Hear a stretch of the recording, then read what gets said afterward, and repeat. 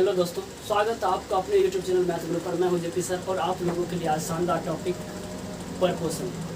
तो यदि इससे पिछला वीडियो आपने नहीं देखा है तो वीडियो के डिस्क्रिप्शन में लिंक दिया गया, जहां से आप इससे पिछला वीडियो पोषण और स्वपोषण के बारे में जान सकते हैं। पोषण का 2 प्रकार था, स्वपोषण एवं परपोषण। स्वपोषण का वीडियो का लिंक डिस्क्रिप्शन में डाल दिए हैं, उनको जाकर के आप पहले देख लीजिए। उनके बाद इनको पढ़ेंगे परपोषण के बारे में। तो दोस्तों, परपोषण क्या होता है? परपोषण हेट्रोट्रॉपिक, हेट्रो मीन्स होता है विषम, हेट्रो मीन्स विषम यानी दूसरे प्राणी से, ट्रॉपिक मीन्स होता है पोषण यानी दूसरे प्राणी से जो अपना भोजन ग्रहण करता है वो परपोषण होता है। अर्थात हम कह सकते हैं ऐसे जीव जो अपना भोजन स्वयं न बनाकर किसी न किसी रूप में दूसरे जीव पर आश्रित होता है या दूसरे जीव से प्राप्त करते हैं, वो क्या होता है? परपोषण होता है। तो ये परपोषण जो होता है इनका प्रकार, तो परपोषण अलग अलग तरीका से भोजन करता है। तो पहला तरीका तो ये होता है वो मृतजीवी पोषण करता है, यानी मरे हुए जीव से अपना भोजन ग्रहण करता है। दूसरा ये होता है परजीवी पोषण होता है, जो दूसरे प्राणी से अपना भोजन ग्रहण करता है, दूसरे प्राणी के संपर्क में रह के अपना भोजन ग्रहण करता है। तीसरा ये होता है यानी दूसरे प्राणी के सापेक्ष अस्थायी या अस्थायी रूप में रह करके भोजन करता है। तो इनके बारे में एक एक करके पहले पढ़ेंगे, तो आप इसको समझ गए होंगे कि परपोषण क्या होता है। परपोषण क्या होता है? ऐसे जीव जो अपना भोजन स्वयं न बनाकर किसी न किसी रूप में दूसरे जीव पर आश्रित होता है, वह क्या होता है? परपोषण होता है। जी हाँ, तो परपोषण का 3 प्रकार होता है, मृतजीवी पोषण, परजीवी पोषण, प्राणिसम पोषी।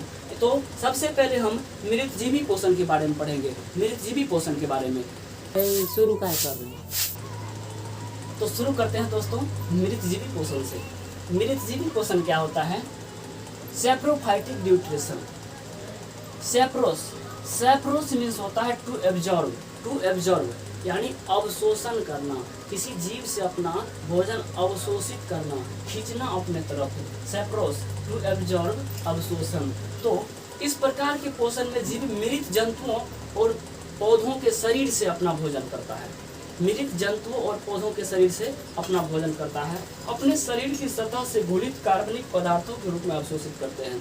तो इस प्रकार का जो जीव पोषण करेगा उनको हाथ पैर नहीं होता है, वो करता क्या है? अपने शरीर की सतह से किसी मरे हुए जीव के पास जाकर के अवशोषित करता है अपने शरीर के सतह से। इस प्रकार के जीव में हाथ पैर भोजन के लिए मुंह नहीं होता है। तो भोजन करेगा कैसे? तो मृत जीवी नाम से ही होता है मृतजीवी, यानी मरे हुए जीव जंतु के पास जाकर के अपना भोजन अवशोषित करता है, तो मृतजीवी होता है। तो क्या होता है? इस प्रकार के पोषण में जीव मृत जंतुओं और पौधों को शरीर से अपना भोजन अपने शरीर की सतह से घुलित कार्बनिक पदार्थों के रूप में अवशोषित करते हैं। तो इस प्रकार के पोषण होता किन में है? बैक्टीरिया में, फंजाई कवक जो होता है, प्रोटोजोआ में। तो यहाँ एक बात और आती है, मृतजीवी को अपघटक भी कहते हैं। क्वेश्चन आता है मृतजीवी को क्या कहते हैं? अपघटक भी कहते हैं। तो आशा करता हूँ ये मृतजीवी आपको समझ में आया होगा। चलते हैं परजीवी पर। तो चलिए दोस्तों, परजीवी पोषण के बारे में जानते हैं। परजीवी पोषण, parasitic nutrition. Parasitic, para means होता है बगल या पास, पैरा मीन्स बगल या पास, पैरा मीन्स बगल या पास, साइटिक मीन्स साइटोस यानी पोषण, साइटोस मीन्स पोषण। तो ये सब ग्रीक शब्द है, ग्रीक शब्द से बना है। साइटिक मीन्स साइटोस यानी पोषण होता है।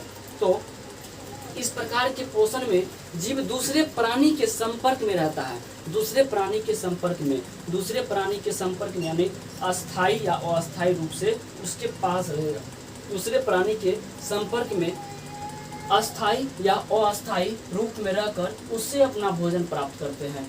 इस प्रकार के पोषण में जीव दूसरे प्राणी के संपर्क में अस्थायी या अस्थायी रूप में रह के उनसे अपना भोजन प्राप्त करते हैं। तो इस प्रकार के पोषण को क्या कहेंगे? परजीवी पोषण कहेंगे।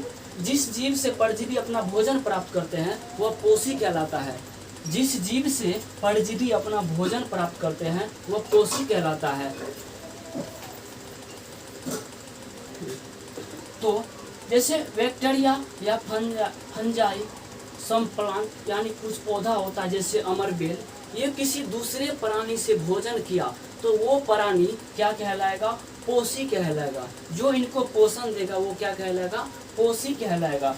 जैसे बैक्टीरिया होता है, फंजाई में होता है, कुछ पौधा होता है जैसे अमरबेल, दूसरे पौधा पर वो आश्रित होता है, देखे होंगे कहीं पर फेंक दिया जाता है, वो उनसे भोजन करता है, उसका कहीं जड़ नहीं होता है, वो अमरबेल कसकोटा होता है। कई जंतु होता है जैसे गोल्ड कृमि, हुक वर्म, एंट अमीबा, हिस्टोलिटिका, मलेरिया परजीवी, ये सब में क्या होता है? परजीवी पोषण होता है, दूसरे जीव से अपना भोजन प्राप्त करता है। यहाँ क्वेश्चन एक आता है, ऐसा पौधा का नाम बताइए जो परजीवी है। जी, ऐसा पौधा का नाम बताइए जो परजीवी है, तो क्या हो जाएगा? अमरबेल होगा, क्योंकि ये दूसरे पौधा से अपना भोजन प्राप्त करता है। तो चलिए दोस्तों चलते हैं प्राणी संपोषण पर।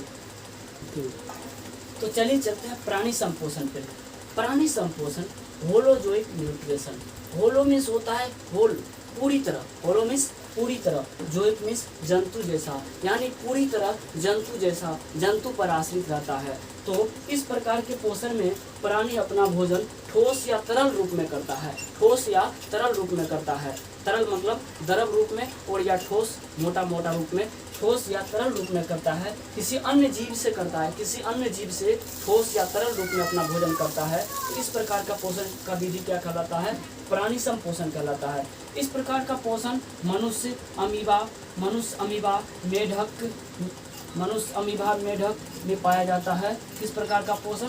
प्राणी संपोषण। यहाँ से क्वेश्चन आता है, अमीबा है तो क्या है? प्राणी समपोषी जीव है। कैसा जीव है? प्राणी समपोषी जीव है। तो ये क्वेश्चन यहाँ से आता है। तो दोस्तों हमने बताया पोषण क्या होता है, जैव प्रक्रम क्या होता है, जैव प्रक्रम क्या सब होता है, जैव प्रक्रम क्या नहीं है, और पोषण का विधि बताए, स्वपोषण, परपोषण। स्वपोषण वाला यदि वीडियो आप नहीं देखे हैं, फिर से कह रहा हूँ, डिस्क्रिप्शन में लिंक है, वहाँ से जा कर के देख सकते हैं। और परपोषण के बारे में बताए। परपोषण 3 प्रकार का होता है, मृतजीवी पोषण, परजीवी पोषण, प्राणीसम पोषण। तो अभी मृतजीवी, परजीवी एवं प्राणीसम के बारे में पढ़े। अब पढ़ते हैं पौधों में पोषण, मनुष्य में पोषण। तो चलते हैं पौधों में पोषण पर। तो चलिए पढ़ते हैं पौधों में पोषण, न्यूट्रिशन इन प्लांट। तो पौधों में पोषण, पोषण के आधार पर हम उन पौधों को स्वपोषी कहते हैं जो अपना भोजन स्वयं बनाते हैं। तो ऐसा पौधा होगा जो अपना भोजन स्वयं बना लेगा, उनको स्वपोषी कहेंगे। जो अपना भोजन स्वयं नहीं बनाता है वैसा भी पौधा होता है। तो बोलोगे सर जी ऐसा कौन सा पौधा है? जी हाँ, ऐसा भी पौधा होता है। वे पौधे जो अपना भोजन स्वयं नहीं बना पाते हैं, प्रकाश संश्लेषण नहीं कर पाते हैं। तो हम पूछे प्रकाश संश्लेषण नहीं कर पाते हैं, इसका क्या कारण हो सकता है? इसका कारण होगा उनमें क्लोरोफिल नहीं होगा। ये बात मैंने कल ही बता दिए हैं। तो वे पौधे जो प्रकाश संश्लेषण नहीं कर पाते हैं, इस प्रकार के पौधे को 2 भागों में बांटा गया है। पहला होता है मृतजीवी पौधा। वे पौधा जो अपना भोजन सड़े गले कार्बनिक पदार्थों से, कार्बनिक गोबर से, गंदगी पदार्थों से प्राप्त करते हैं। ऐसा कौन सा पौधा होगा? सर जी ऐसा पौधा जी, ऐसा पौधा हम गोबर छत्ता को देखे हैं, जिसको इंग्लिश में मशरूम बोलते हैं, जिसका सब्जी भी खाया जाता है और बहुत ही स्वादिष्ट होता है। तो मृतजीवी पौधा क्या होता है? गोबर छत्ता होता है। ये हरा नहीं होता है। क्यों नहीं होता है? क्योंकि इनमें क्लोरोफिल नहीं पाया जाता है। ये प्रकाश संश्लेषण नहीं करता है। क्यों नहीं करता है? क्योंकि इनमें क्लोरोफिल नहीं पाया जाता है। कौन सा पौधा में? गोबर छत्ता में। चलिए चलते हैं परजीवी पौधा पर। वे पौधा जो अपना भोजन दूसरे पौधों से प्राप्त करते हैं। सर जी दूसरे पौधा से प्राप्त करने वाला पौधा भोजन कौन सा है? तो हम बोले अमरबेल, कसकोटा। अमरबेल अपने भोजन दूसरे प्राणी से प्राप्त करते हैं। दूसरे प्राणी दूसरे पौधा से प्राप्त करते हैं। दूसरे पौधा के संपर्क में रह करके, दूसरे पौधा के ऊपर में रह करके अपना भोजन प्राप्त करते हैं। इस प्रकार के पौधा को परजीवी पौधा कहते हैं। तो एक परजीवी पौधा का नाम बताए तो आप बोलोगे सर जी अमरबेल, उसका कहीं जड़ नहीं होता है और ना ही उसको क्लोरोफिल होता है। वो तो हरा नहीं होता है, वो तो पीला होता है, और पीला होता है, क्लोरोफिल नहीं होता, भोजन नहीं बनाता है। भोजन नहीं बनाता है तो फिर खाएगा क्या? तो वो दूसरे पौधा के संपर्क में रह करके भोजन करता है, इस प्रकार की पौधा को परजीवी पौधा कहते हैं। मृतजीवी पौधा समझ गए, जो सड़े गले कार्बनिक पदार्थ से अपना भोजन करता है, जैसे गोबर छत्ता, मशरूम, गंदगी पदार्थों से भोजन करता है, वो होता है मृतजीवी पौधा। और परजीवी पौधा होता है जो दूसरे पौधा से अपना भोजन प्राप्त करता है, परजीवी पौधा होता है, जैसे अमरबेल। ये दोनों को याद रखना, मृतजीवी पौधा गोबर छत्ता, परजीवी पौधा अमरबेल, इस बात को याद रखो। और वो पौधा जो भोजन स्वयं बना लेता है वो क्या होता है, स्वपोषी होता है। स्वयं बनाएगा तो उनमें प्रकाश संश्लेषण होगा। तो पौधों में पोषण पढ़े, अब पढ़ते हैं प्रकाश संश्लेषण क्या होता है। पौधा जो भोजन बनाता है उन्हीं क्रिया को हम प्रकाश संश्लेषण कहते हैं। तो प्रकाश संश्लेषण के बारे में पहले पढ़ते हैं।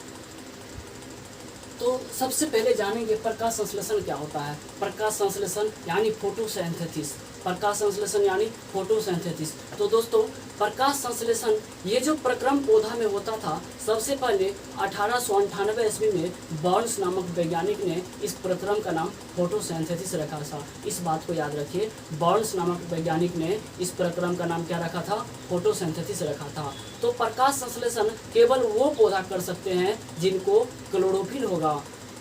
प्रकाश संश्लेषण केवल वो कर सकता है जिनको केवल क्लोरोफिल होगा। तो क्लोरोफिल वाले पौधा प्रकाश संश्लेषण कर सकता है। तो सबसे पहले प्रकाश संश्लेषण को परिभाषित कैसे करेंगे, प्रकाश संश्लेषण को परिभाषित कैसे करेंगे। तो दोस्तों पेड़ पौधा के द्वारा क्या हम प्रकाश संश्लेषण नहीं कर सकते हैं, पेड़ पौधा करेगा। क्यों करेगा, क्योंकि उनके पास क्लोरोफिल है। पेड़ पौधा के द्वारा कार्बन डाइऑक्साइड, जल और क्लोरोफिल, पेड़ पौधा के द्वारा कार्बन डाइऑक्साइड, जल और क्लोरोफिल के माध्यम से सूर्य प्रकाश की उपस्थिति में, सूर्य का प्रकाश नहीं रहेगा तो प्रकाश संश्लेषण नहीं होगा। सूर्य प्रकाश की उपस्थिति में भोजन बनाने की विधि को प्रकाश संश्लेषण कहते हैं। तो यदि मानव भोजन बनाता है उनको ज़रूरत होता है, यदि दाल बनाता है पानी का ज़रूरत होता है, दाल का ज़रूरत होता है, हल्दी का ज़रूरत होता है, नमक का ज़रूरत होता है। इसी तरह पौधा भी भोजन बनाता है, तो उसको क्या सब चीज़ का ज़रूरत पड़ता है, कार्बन डाइऑक्साइड का,